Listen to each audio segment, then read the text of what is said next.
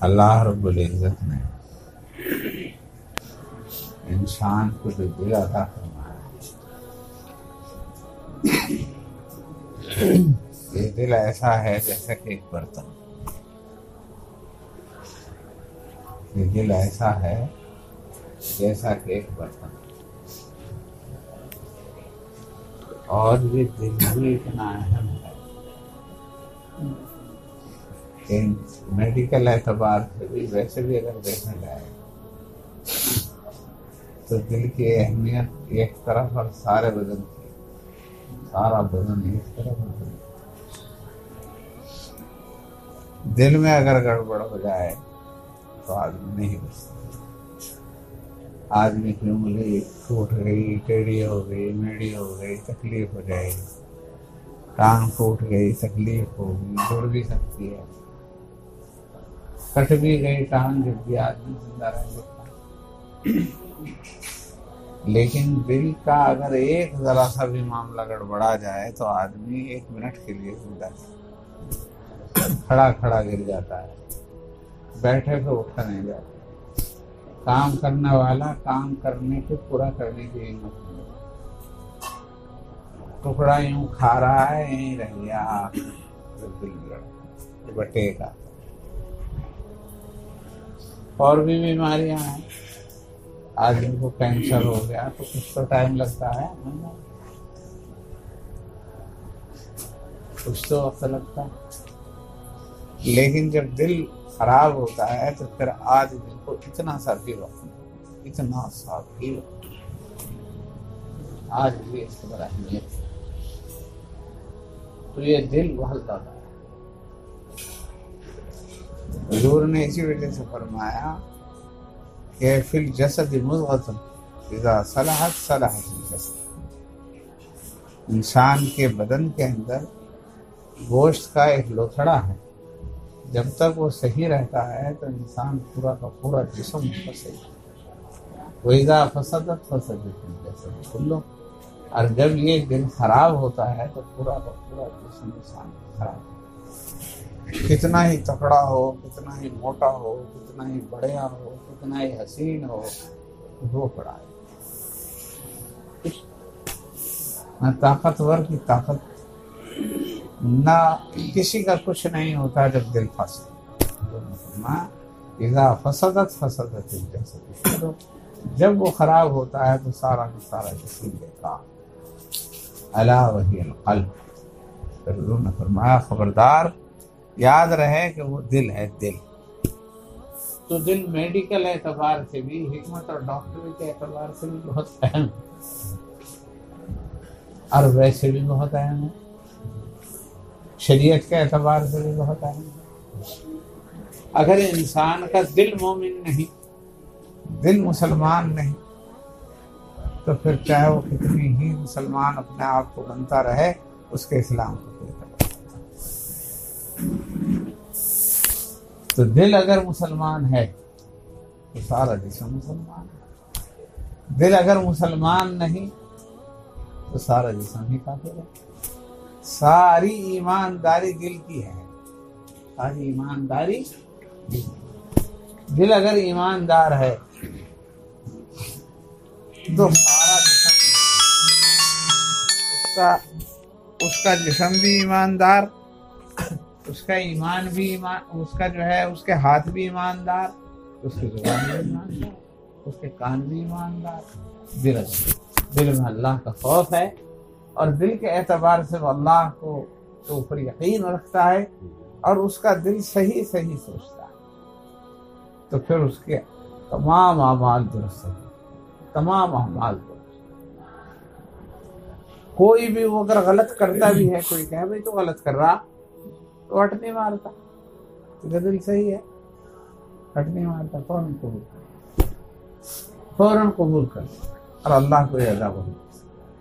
اور جب دل خدا نخواستہ غلط ہوتا ہے تو پھر وہ غلطی کرتا ہے اور اسے کوئی سمجھاتا ہے بھائی یوں نہیں، تو دل یوں کہتا ہے اس کی کس طرح مان لوں، میں مان لوں گا تو میری انسلٹ نہیں ہو جائے گی، بس اپنے غلط کو صحیح، غلط کو صحیح، غلط کو صحیح کرتا ہے. ہٹ آ جاتی ہے، ضد آ جاتی ہے. ہاں، ہٹ آ جاتی ہے، ضد آ جاتی ہے. جب کوئی اسے سیدھا راستہ دکھاتا ہے تو اسے بھی یوں تو سمجھتا نہیں کہ ہاں یہ مجھے پر رحم کر رہا ہے، مجھے سیدھا راستہ بتلا رہا ہے، بلکہ الٹا یوں اور کسی نے تو میری انسلٹ ہی کر اور اس سے کینہ رکھنے لگتا ہے. اس سے حسد ہے، کیونکہ دل کی سوچ ہے. جب دل صحیح ہوتا ہے اور اسے کچھ کہا جاتا ہے، کوئی بات سامنے آتی، کسی کی الٹی بات بھی سامنے آتی ہے، تو یوں سوچتا ہے اب پتہ نہیں، اس میں بھی دوسرے کی غلطی کو میں بھی اچھا ہی سوچتا ہے، اچھا ہی اس میں پھر اچھائی ہوگی اور ہم نے وہ غلط سمجھتا ہے. اور جب دل غلط ہو جاتا ہے تو سب کو غلط سمجھتا ہے اور ہم نے وہ ٹھیک سمجھتا ہے. اور قصہ لکھا ہے کہ حضرت جنید بغدادی رحمۃ اللہ علیہ بہت بڑے صوفی اور بزرگ گزرے ہیں، بہت بڑے عالم بھی تھے، بہت بڑے فقیہ بھی تھے. انہوں نے دیکھا کہ وہ تھا چور اور اس کی پٹائی ہو رہی تھی، بہت کوڑے مارے جا رہے ہیں، قاضی کی طرف سے پٹائی ہو رہی ہے.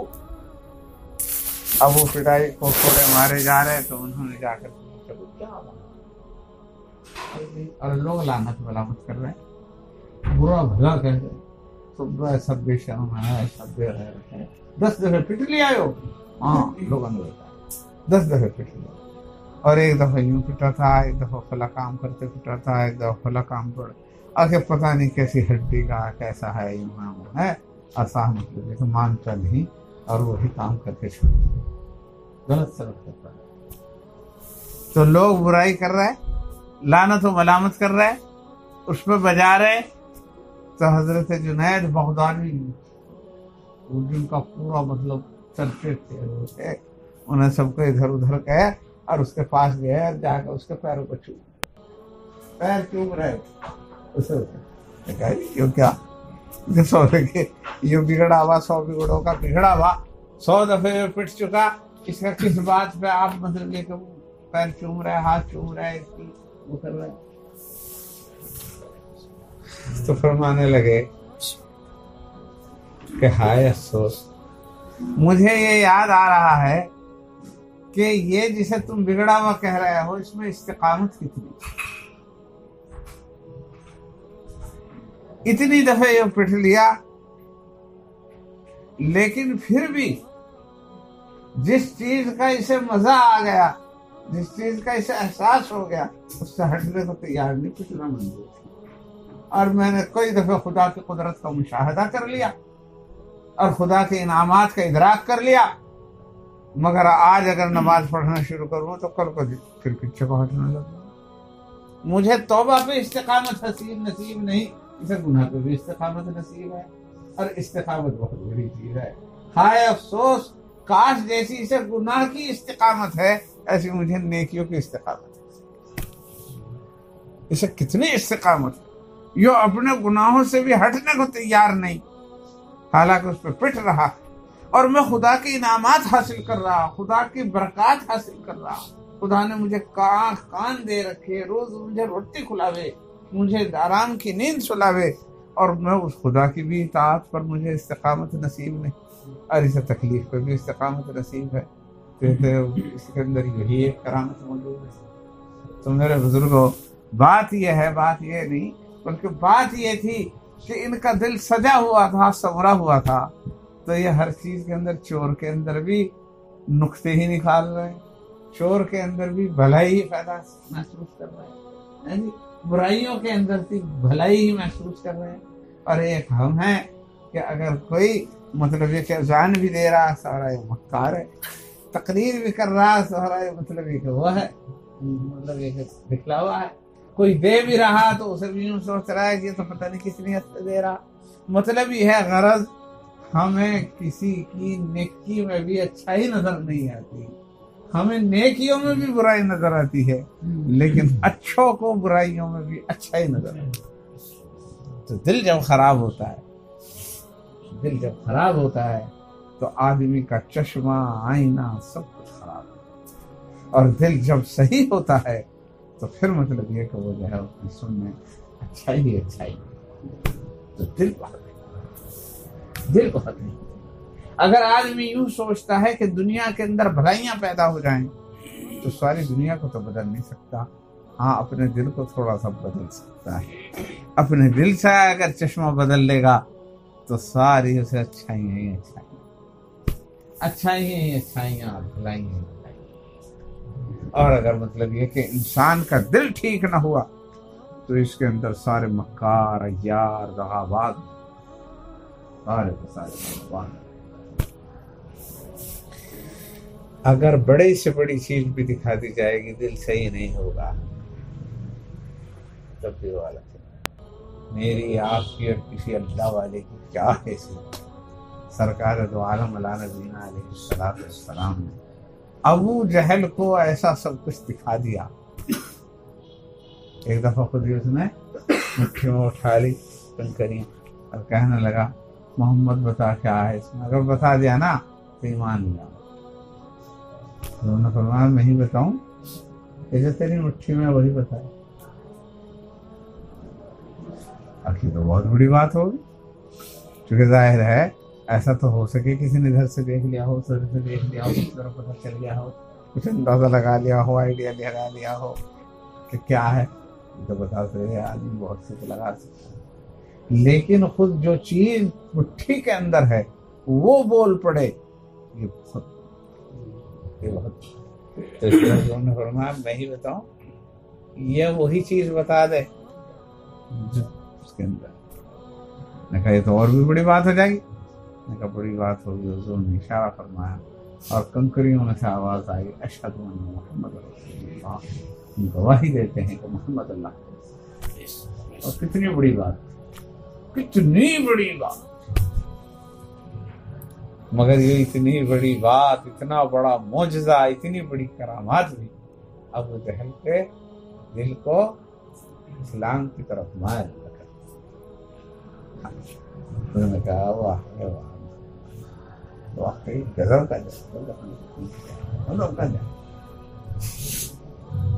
کا جادو ہے۔ تو میرے پیارو کون ہے یہ سامنے؟ کوئی ایسا ویسا ستون یا نہیں، سرکار دو عالم علیہ نبینا علیہ السلام، اور اتنا بڑا معجزہ دکھلا رہے ہیں، مگر جب دل ٹیڑھا ہو جاتا ہے تو پھر اس کے اندر کوئی سی اذا فسدت تو یہ فاسد ہو جاتا ہے، اور جب یہ صحیح ہوتا ہے تو ایک ادا دیکھتا ہے اور ایک ادا دیکھ کر ہی یوں کہہ دیتا ہے کہ ہاں۔ نجران کے عیسائی پادری، نجران کا ایک وفد قبیلہ تھا، ایک علاقہ تھا، وہاں کے بڑے بڑے علماء جو پادری تھے، عیسائی تھے، وہ ایک دفعہ سرکار دو عالم کو حاضر ہوئے مناظرہ کرنے۔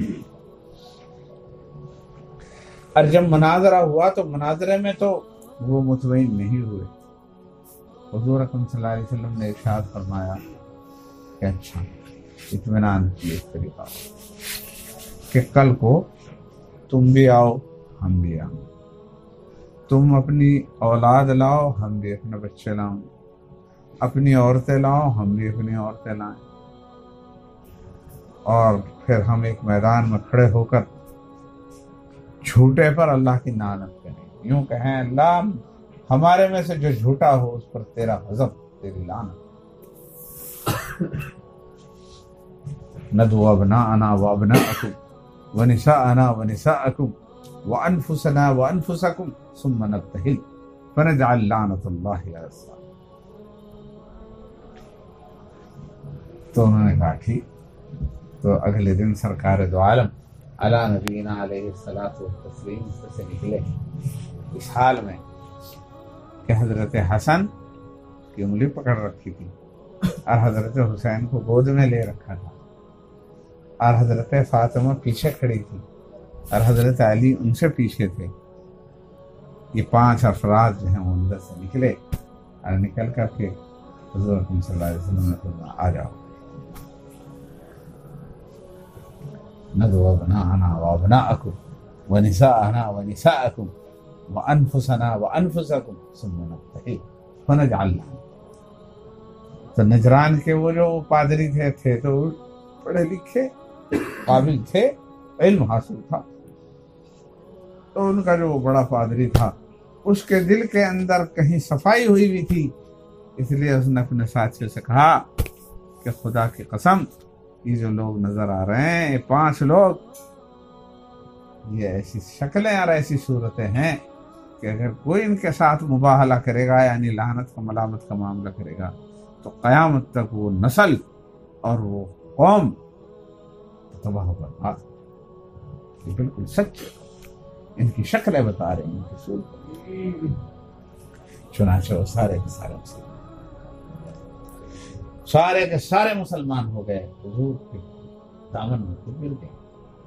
تو میں یہ کہنا چاہ رہا کہ جب دل ٹھیک ہوتا ہے تو پھر شکل کے دیکھ لینے سے ہی وہ مسلمان ہوتا ہے، ٹھیک۔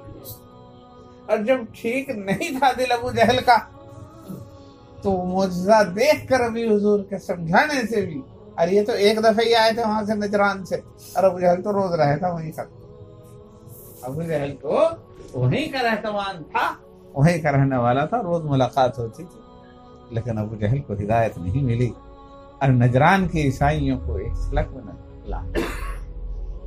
تو بھائی دل جب خراب ہوتا ہے تو پھر اس کا ایمان بھی خراب، اس کا اعمال بھی خراب، اس کی نمازوں میں بھی گڑبڑ، اس کے روزوں میں بھی خرابی، اس کا حج بھی قابل قبول نہیں جب دل خراب۔ اور جب دل صحیح ہوتا ہے تو پھر وہ ایک چھوٹا سا عمل کرتا ہے اور بڑا سا ثواب، چھوٹا سا عمل کرتا ہے اور ثواب بڑا سا، اللہ کا قرب حاصل کرتا ہے۔ اس کا بعض دفعہ تو غلطی پہ بھی اسے ثواب مل جاتا ہے، غلطی پہ بھی اسے ثواب مل جاتا ہے۔ قرآن میں آتا ہے وَأُولَٰئِكَ يُبَدِّلُ اللَّهُ سَيِّئَاتِهِمْ حَسَنَاتٍ، کہ قیامت کے دن کچھ لوگ ایسے ہوں گے کہ ان کے پاس، حدیث میں آتا ہے کہ ایک آدمی آئے گا اور اس کا حساب کتاب ہوگا، اس بے شمار گناہ، اب اسے پکا کے بس ہوتے ہیں۔ پھر اللہ رب العزت فرمائیں گے کہ اس کی تمام نیکیوں کے بدلے میں، وہ گناہوں کے بدلے میں جتنے اس کے گناہ ہیں اتنی ہی نیکیاں دیں۔ 1,00,000 اگر گناہ ہیں تو 1,00,000 گناہ کی بجائے اسے 1,00,000 نیکیاں دے دو، تو وہ کہے گا اللہ نے مذاق کر، مذاق کیا جا رہا ہے اللہ تعالیٰ۔ قرآن میں آتا ہے فَأُولَٰئِكَ يُبَدِّلُ اللَّهُ سَيِّئَاتِهِمْ حَسَنَاتٍ، کہ کچھ لوگ ایسے ہوں گے کہ ان کی برائیوں کو بھی بھلائیوں سے بدل دیا جائے گا، گناہوں کو بھی نیکیوں سے بدل دیا جائے گا۔ وہ کون لوگ ہوں گے؟ وہ لوگ ہوتے ہیں جو دل کے بہت اچھے ہوتے ہیں، دل کے بہت اچھے ہوتے ہیں، وہ لوگ جو دل کے اچھے ہیں۔ وہ آپ نے سنا ہوگا مولانا روم نے ایک وہ لکھا ہے کہ حضرت موسیٰ علیہ السلام ایک دفعہ کہیں جا رہے تھے تو انہوں نے ایک گڈریے کو دیکھا، وہ گڈریا بیٹھا اور وہ اللہ کی محبت سے تمام، اللہ کی محبت سے بھی بھرا ہے گڈریا، مسلمان تھا لیکن تھا مطلب یہ کہ چرواہے کا کام کرے گا، وہی بھیڑ بکریاں چرانا، اور بس مزے میں آ رہا ہے، لطف میں آ رہا ہے، اور کہا ہے اللہ یہاں تو اگر مجھے کہیں مل جا تو میں اپنی بھیڑ کا بڑھیا بڑھیا گاڑھا دودھ لے اور تجھے اپنی ملائی کھلاؤں، اور اگر تو مل جا تو تجھے رگڑ رگڑ کے نہلاؤں اور تیرے کپڑے دھوؤں، اور تیرے جوں پڑ گئی ہو تو انہیں دعا ماروں، اور مطلب ایک مزے لے رہا ہے، بس اے اللہ میں یہاں تو کہیں مجھے مل جا، اگر تو مجھے کہیں مل جا تو میں کروں ایسا کروں ایسا۔ اب وہ محبت کا یہی طریقہ جانتا تھا، جس سے محبت ہو، اسے نہلانا، اسے دھلانا، اسے دودھ پلانا، یہی سب سے بڑی چیز تھی اس کے پاس۔ بس سب سے بڑھیا چیزیں جو تھی وہ کہہ رہا ہے اللہ میں اگر تو مجھے مل جا تو میں تجھے خوب رگڑ رگڑ کے نہلاؤں، کپڑے پہناؤں، تیرے کپڑے دھوؤں، تیری جوں ماروں۔ حضرت موسیٰ علیہ السلام نے سن لیا اور موسیٰ کہنا ہے مالا جو کیا اللہ میاں کہیں تیری بکری کے دودھ کا محتاج ہے؟ اللہ میاں نہ کھاتا ہے نہ پیتا، وہ کہیں اس کے جو پڑے گی کمبخت کہیں کے جو تو اس کے پڑے، جس کے مطلب یہ کہ جس میں گندگی ہو اس میں جو پڑے، اللہ تو نظیف ہے، اللہ تو نور ہے، وہاں مطلب ہے کہ اس کا کیا کام؟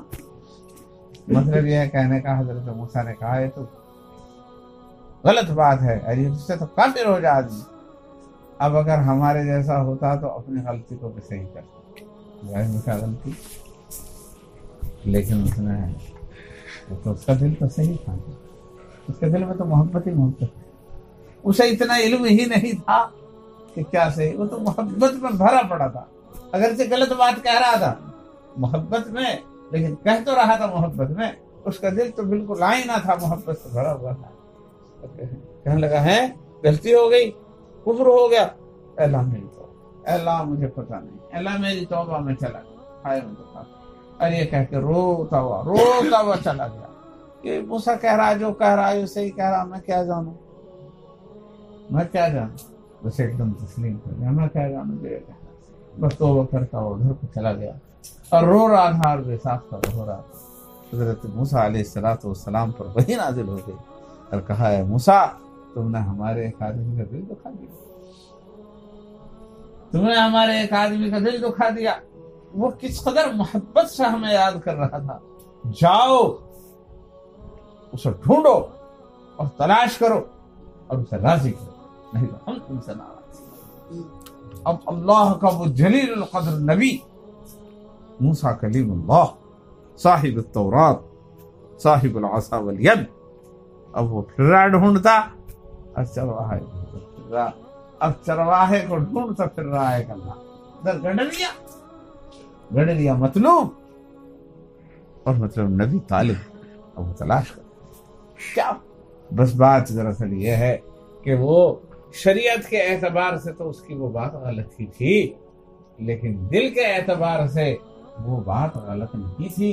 اللہ کا نظر جو ہے وہ دل پر رہتی ہے، ان اللہ لا ينظر الى صورکم بل ينظر الى قلوبکم، اللہ تبارک و تعالیٰ تمہاری ظاہری شکل و صورت پر نہیں دیکھتا بلکہ تمہارے دلوں کی طرف۔ اس لیے بھائی دلوں کا رخ ہونا، دلوں کا صحیح ہونا بہت ضروری ہے، دلوں کا صحیح ہونا بہت ضروری ہے، دل کا رخ اللہ کی طرف رہنا چاہیے، اللہ سے ڈرتے رہنا چاہیے، اللہ سے ڈرتے، جتنا علم ہے اس کے مطابق عمل کرنا چاہیے، اللہ سے ڈرتے رہیں، اور جتنا عمل ہے اس کے مطابق عمل کرتے رہیں، اور جو عمل علم نہیں ہے اسے پوچھتے رہیں۔ بہرحال اگر اللہ کا ڈر، اللہ کا خوف، اللہ کی محبت دل میں ہوگی تو وہ خود بخود ہی راستہ دکھلائے گی، اللہ خوش ہوں گے، اللہ راضی ہوں گے، اللہ قلب کو محبت سے بھر دیں گے، اللہ ضرورتوں کو پورا فرمائیں گے، اللہ اپنا قرب عطا فرمائیں گے۔ لیکن اگر دل میں اللہ کا ڈر، اللہ کا خوف، اللہ کی محبت نہیں ہوگی تو پھر ہم نماز بھی پڑھتے رہیں گے اس میں وہ نورانیت نہیں ہوگی، روزے بھی رکھتے رہیں گے تو اس میں وہ نہیں ہوگی۔ اللہ نماز اور روزے کی توفیق دے اور ساتھ ساتھ دل کا رخ بھی ٹھیک کرنے کی توفیق عطا فرمائے۔ دل کی رخ ہونے ٹھیک ہونے کے ساتھ اطاعت ہوتی ہے، اس کا ثواب بھی۔ حضور نے فرمایا کہ میرے صحابہ اگر ایک مٹھی جو خرچ کرتے، ایک مد، تو وہ دوسرے لوگوں کے احد پہاڑ کے برابر خرچ کرنے کے سے زیادہ۔ کیوں؟ اس لیے کہ ان کے دل بہت ٹھیک، ان کے دل بہت ٹھیک، جب انہیں کہا جاتا تھا تو وہ تسلیم کرتے۔ میں ایک بحیثیت طالب علم کی بات جانتا ہوں، جب قرآن میں غور کرتا ہوں تفسیر میں، تو بعض دفعہ ایسا نظر آتا ہے کہ صحابہ کو بھی کسی بات پر اشکال ہو رہا ہے، سمجھ میں نہیں آ رہی بات، اور اللہ کا رسول یوں کہہ جاتا ہے کہ اللہ کی وحی یوں نازل ہوئی، تو سب کا اطمینان ہو جاتا ہے، سب اطمینان کر لیتے ہیں، وہ وحی نازل ہوئی۔ صلح حدیبیہ کے موقع پر سب کے دل ٹوٹے ہوئے تھے، سمجھ میں نہیں آ رہا تھا کہ کیا ہو گیا، لیکن اللہ کے رسول نے فرمایا کہ سورہ فتح نازل ہوئی اور اللہ راضی ہے، یوں کہہ رہا تو سارے خوش ہو گئے۔ کسی کے دماغ میں بھی یہ بات نہیں آئی کہ محمد ہی تو کہہ رہا کہ آپ بتاؤ یہ ہے کہ نہیں ہے، وہی نازل اپنی طرف سے تو نہیں کہہ دی۔ ایک کے دل کے اندر بھی یہ وسوسہ نہیں آیا۔ ٹوٹی ہوئی حالتوں میں، ٹوٹی ہوئی کیفیت میں جب سرکار نے کہہ دیا تو بس اس قرآن ایمان۔ عجیب حالت ہے، جنگ احد کا معاملہ ہے، 70 آدمی مارے جا چکے اپنے، 70 تھوڑے نہیں ہوتے، 70 تھوڑے نہیں ہوتے، 70 لاشیں پڑی، 70 لاشیں، اور جو موجود ہیں ان کے کسی کا ہاتھ کٹا ہوا، کسی کا زخم لگا ہوا، کوئی نہیں، خود سرکار دو عالم کے کئی زخم لگے ہوئے، دندان مبارک شہید ہو گیا، سب کے زخم۔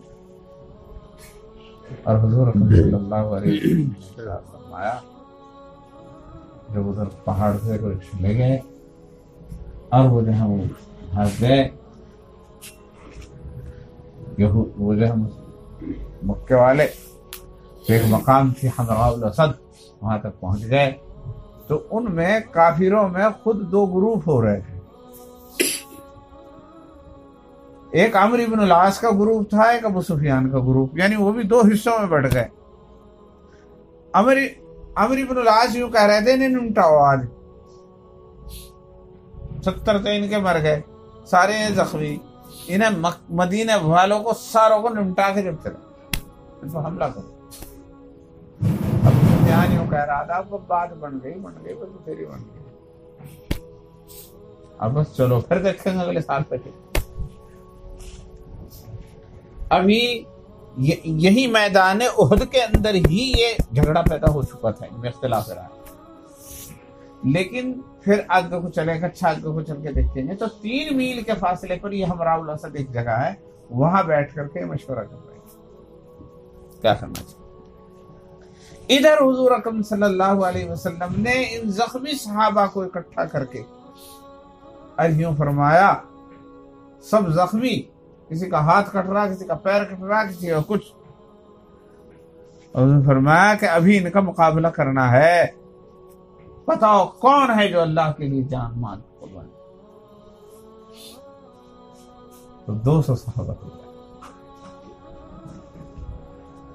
کسی نے یوں نہیں کہا ابھی تو ہمیں مار کے شیخ کے ہاں سے گئے، اور ہمارے میں کون سی جان آ گئی کہ ہم وہاں جا کے انہیں مار دیں، ابھی ہمارے میں کون سی قوت نہیں آئی، کہیں سے مدد نہیں آئی، کہیں سے کوئی ہمارا مطلب وہ حمایت کرنے والا نہیں آیا، جب ابھی وہ ہمیں یہاں چھیڑ کے گئے ہیں، یہاں سے ہمارے گھر میں ہی، اور 70 آدمی ہمارے مار گئے ہیں، تو اب ہمارے میں کون سی جان آ گئی کہ اب ہم مطلب کہ ہم انہیں وہاں جا کے مار دیں۔ ایک نئے سوال، ایک اللہ کا رسول کہہ رہا ہے مقابلہ کرنا سارے کے سارے حضور کے ساتھ، ابھی جا رہے ہیں، اب اللہ کی مدد آ رہی، انہوں نے اللہ کے رسول کی بات مانی، اللہ رب العزت نے مدد دی۔ مدد کس طرح بھیجی؟ تو انہوں نے دیکھا یہ گرد و غبار سا ہو رہا، انہوں نے کہا کیا ہے کہ تو محمد ہی آ رہا، تو جس کا ارادہ لڑنے کا تھا وہ بھی ہے، جس کا جانے کا تھا ارادہ وہ بھی، انہوں نے کہا وہ بھاگ مدد جانی پتہ نہیں کیسی ہے، پہلے بھی مان لیتے تو بس لپیٹا لگ گیا، ہم نے کر لیا کام۔